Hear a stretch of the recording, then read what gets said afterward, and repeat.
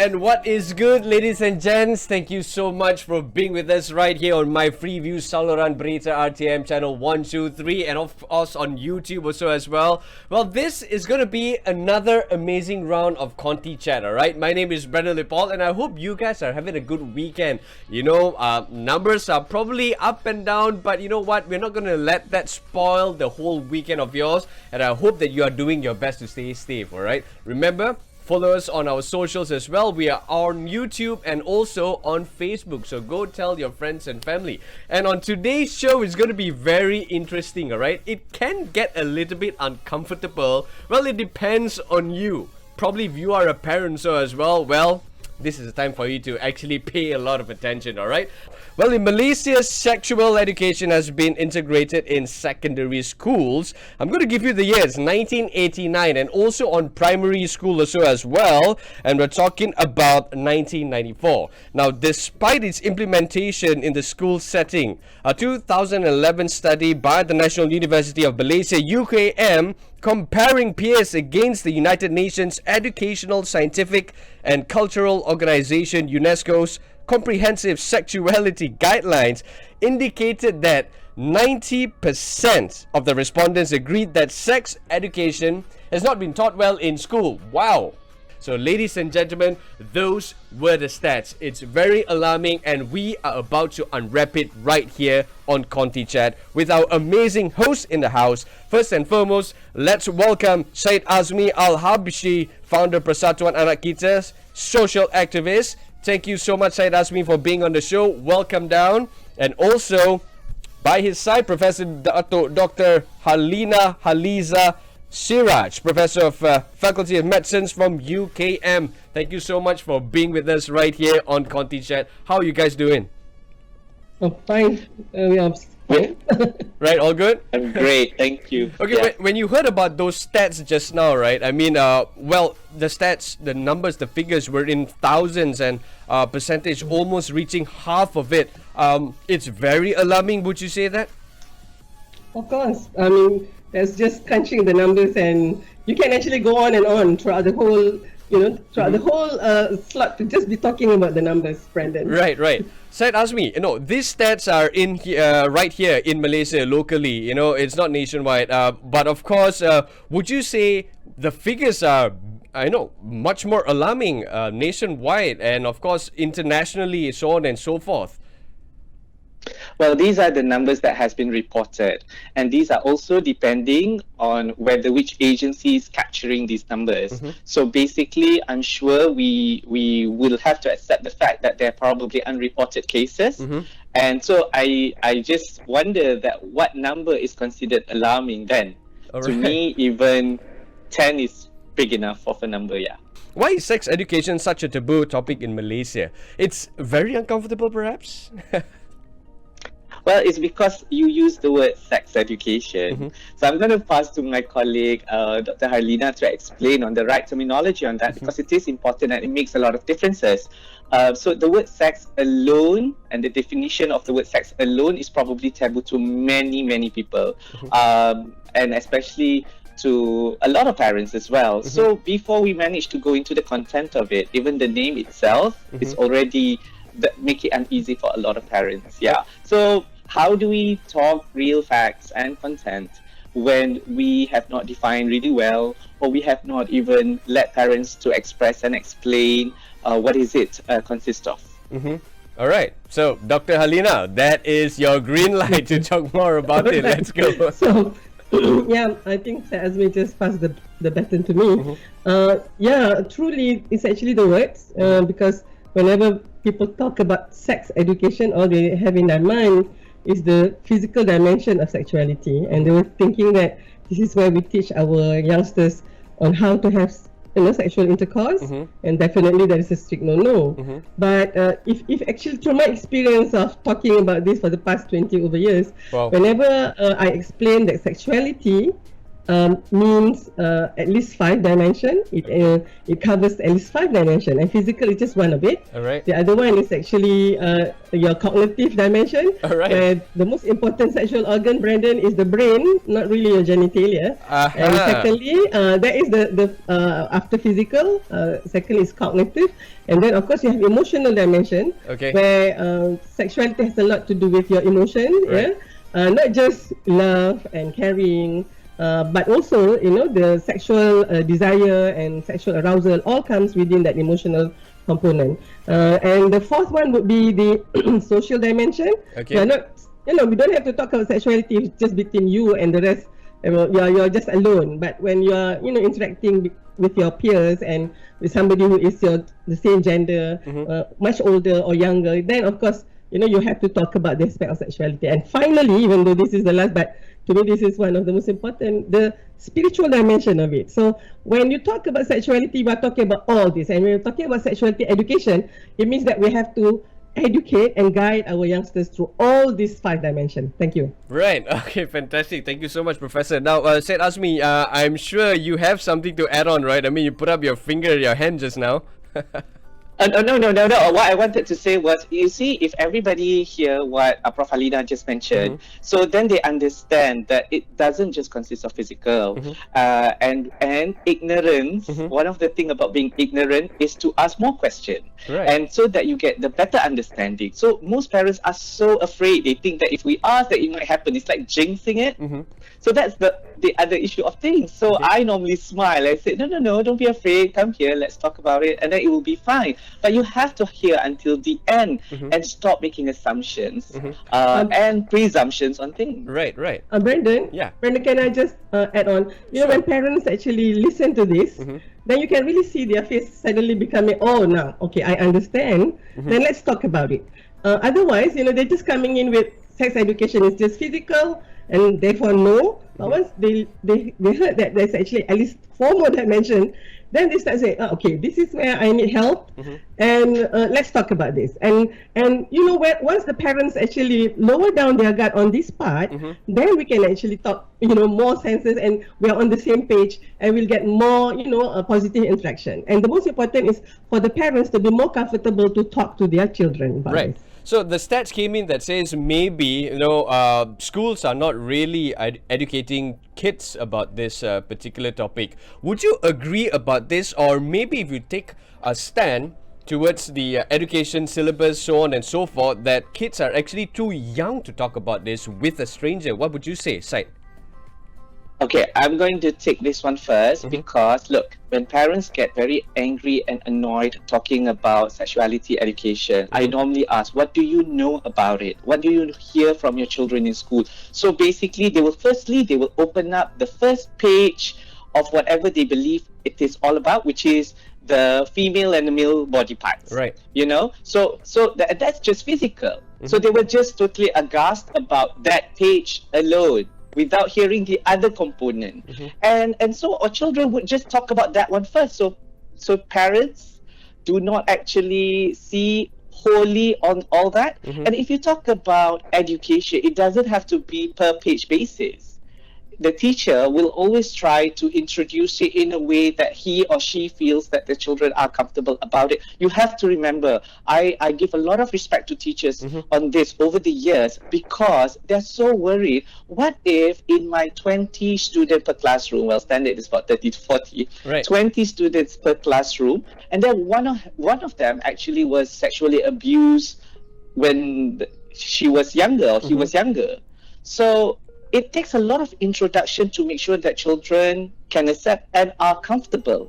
That's why most teachers, they normally start about respect, they normally start about being an open mind about things, and they're actually really ready to talk to parents who actually have a different paradigm on things or perspective, so that we can work on together to educate the child. And parents play the most important role in sexuality education. Not just the teachers, not just activists, advocates, gynecologists. No, parents play one of the biggest roles.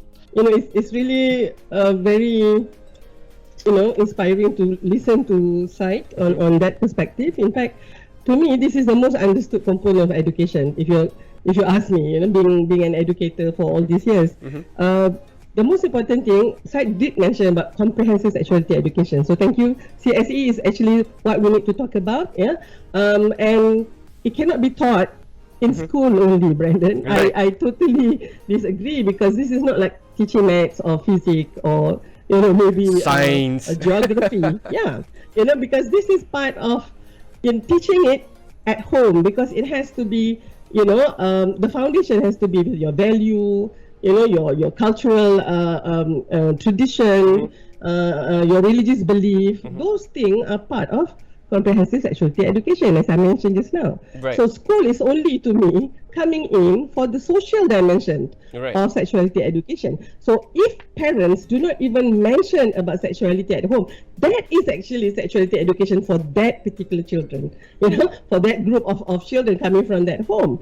And to me, if you say that, the school has failed in, In educating, teaching yeah. sexuality education, is partly because we as parents, we have failed in doing so. And of course, you cannot just give everything to the school. Okay, so of course we are about to go for a quick break, but when we come back, we're going to talk about how actually kids, expose themselves towards sexual education, or maybe even activities, maybe for their friends. Well, we're about to find out right after this. We are about to go for a break and give you a wonderful time with our Woohoo segment. So let's take it away and see what we're up to right here on Conty Chat.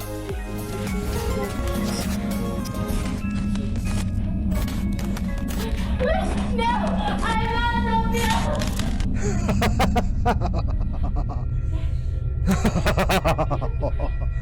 Are you a fan of horror, or you just want to test your worst fear? You're with me, Sahih Samshuddin. Let me share with you about this one-of-a-kind haunted house for you to experience that haunt you.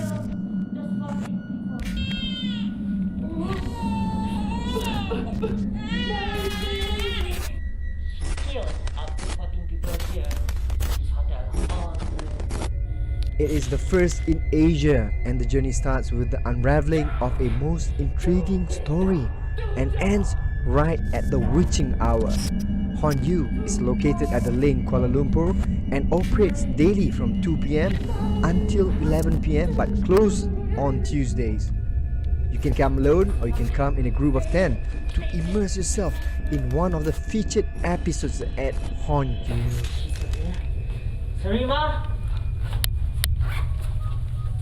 Sarima? Just like come over.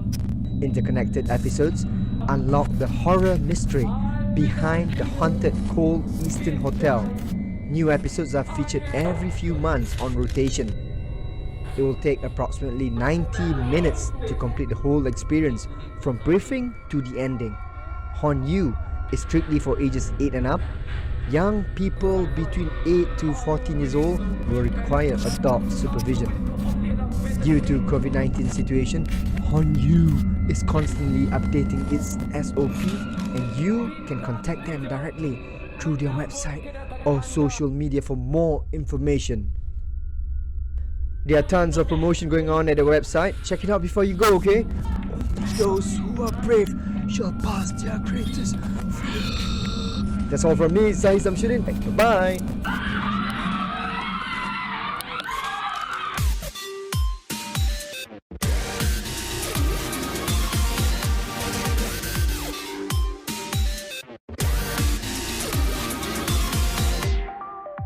As a parent, I believe we should not be afraid of sexual education, because sexual education is not like what you think it is. Sexual education eventually will protect our children from harassment, child pregnancy, and child grooming. In fact, I believe all parents in Malaysia should also attend a sexual education class in order to protect our children at all costs. I think sexuality education is very much needed in schools today to help prevent issues like teenage pregnancy, baby dumping, and so on. I think the educators also need to be matured and well versed in teaching this subject. If it is left to just any teacher, the educator may take this subject lightly, and the students may not view this matter seriously. we need sex education in a school. And yes, I am agree if our education ministry wanted to include this kind of subject. And I know some parents in Malaysia especially, we still taboo, we want to talk about sex in front of our teenage girl. But young people nowadays, when we think about savvy technology, is everything open in internet.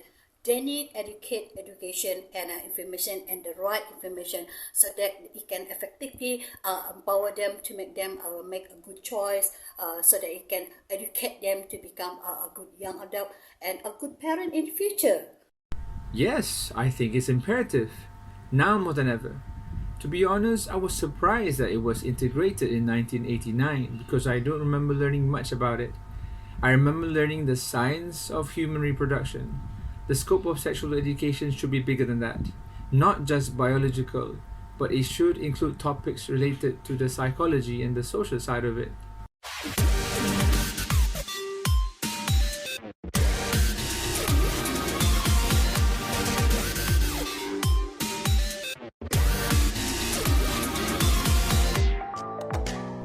That was a woo segment, man. I mean, we always go out and about, have fun, and we want you to have some part of it, alright? So stick around to find out what kind of other stuff we'll be up to. But for right now, for today, we're talking about sexual education, whether it's a good thing or whether it's a bad thing when it comes to our kids and, of course, parents so as well. When it comes to sexual education and it with regards to kids, right? I mean, I have to also admit this myself. You know, we don't hear this much from parents because they think that, okay, it's not just that it's weird.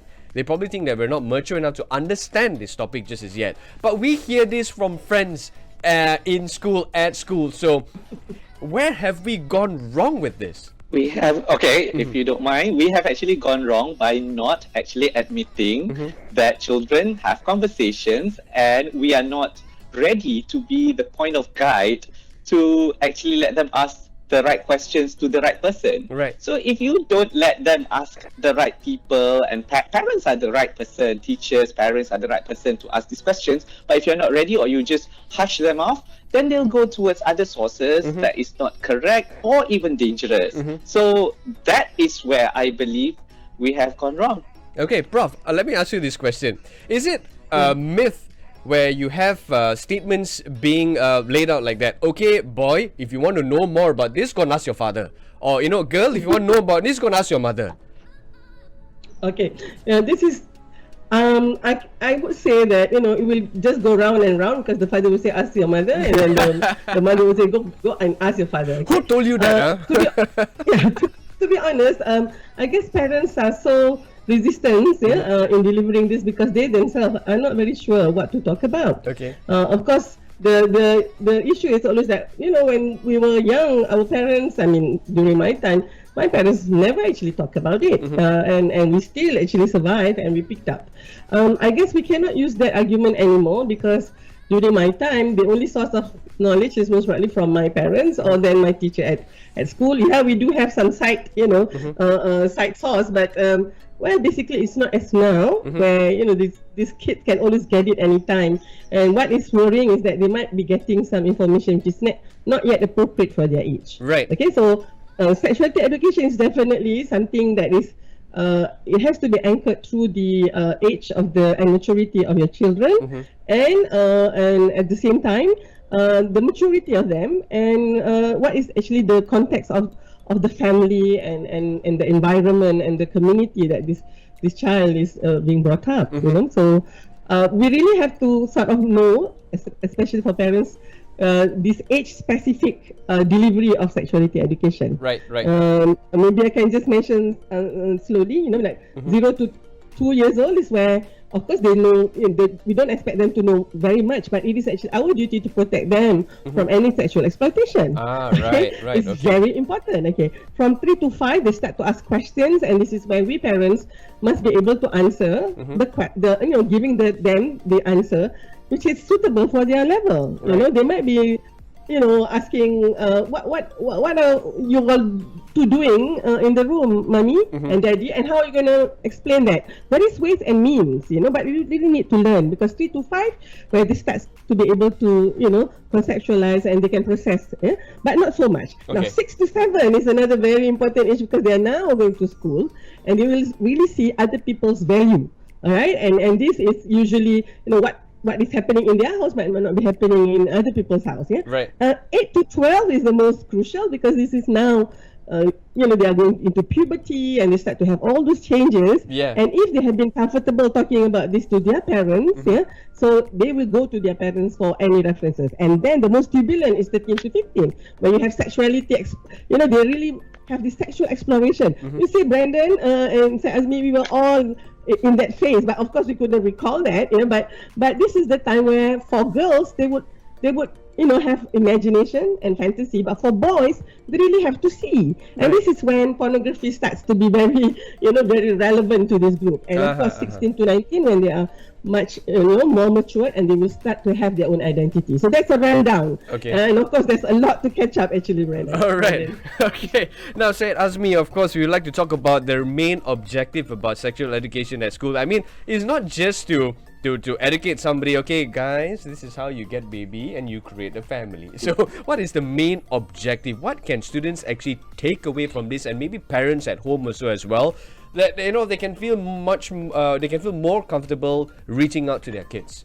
If you teach your children Twinkle Twinkle Little Star, you don't teach them twice or 3 times and then they get it and they can start doing all that. No, it will take them 100 times of practice to talk about Twinkle Twinkle Little Star, and the rhythm and the rhyme and then the action and all that, right? Yes. So imagine some information or education as important as sexuality education.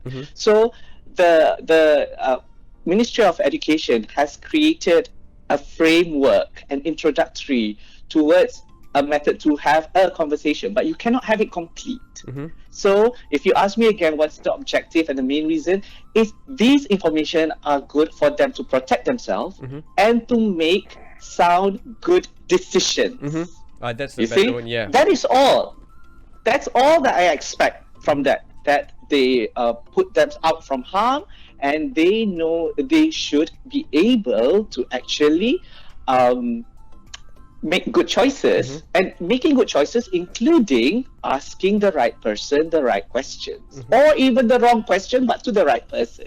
It's okay. And to know that it's safe. That's all. That's all I expect, because the evolution of this knowledge on sexuality education is too big. So if you have questions that you would like to ask, but you just don't know who to ask, what happens then? Yeah, okay. You might, ask the wrong, person, or maybe you get it from a wrong source. But I think that's a very valid question, Brandon, and that's why I think anybody who have interest and who still believe on raising children to be good people, we have to take that responsibility. You can be a teacher, and then you have to take that responsibility as the substitute for parents for children who are in these circumstances, or anybody who has that contact with any children, and as I said, it depends on their age, and so that they can actually refer to you. That is the most important thing. It's all well in the study, in findings of study, that shows that any children who has a responsible adult to guide them, not necessarily their parents, anybody who is responsible adult whom they can always turn to for questions as difficult as sexuality education. So these are our role now, Brandon, and even to me, this conversation that we have in this Conty is also going to help a lot of people, and they might become better adults to guide our adolescent and our children. Parents, do let children ask as many questions as they like. If you don't know the answer or you are totally embarrassed by it, don't worry, because it's not just your child. I think I've met hundreds with different children and sexuality problem issues with parents, and nothing surprises me anymore. And if you understand and get the right information, you will be fine. I'm telling you, you are selected. You are very lucky to be parents, because you can be good parents. Don't worry about it, okay? Don't worry so much until you yourself would like to take the responsibility to ask for help if you don't know how. I really believe in that, yeah. Okay, so wait. Well, this question just popped up in my head, alright? I think it's quite important so as well. We just want to get a yes or a no and why. Just a very short answer. We'll start with Prof first. Sexual education in tertiary education, yes or no? Yes. Okay, why? You see, this is basically to standardize the knowledge now that they are in the tertiary education, whatever crap Fantastic. that they have been picking up, and then at least this is one opportunity to make sure, we have a kind of standardized, good quality sexuality education before they, we let them go off as adults in the society. Right, okay, thank you, Prof. Said Azmi. My answer is yes, and one of the skills of tertiary education is to have the skill of finding correct information, either Google and all that. But a lot of tertiary education towards the end of their study life, certain university do offer parenting courses. You see, and parenting courses is also part of sexuality education, which I think is something that I applaud to. Thank you. All right, okay.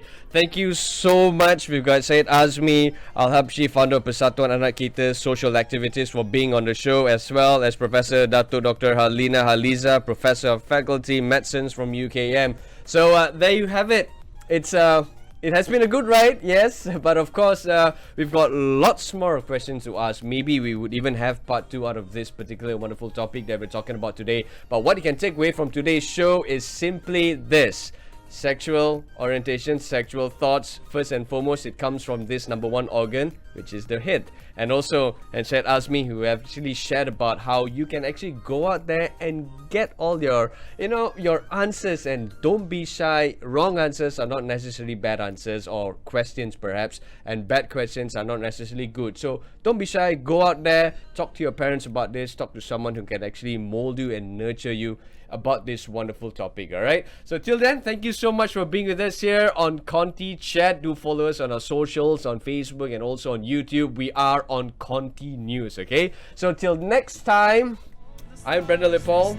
These are my wonderful guests. We'll catch you. Bye bye.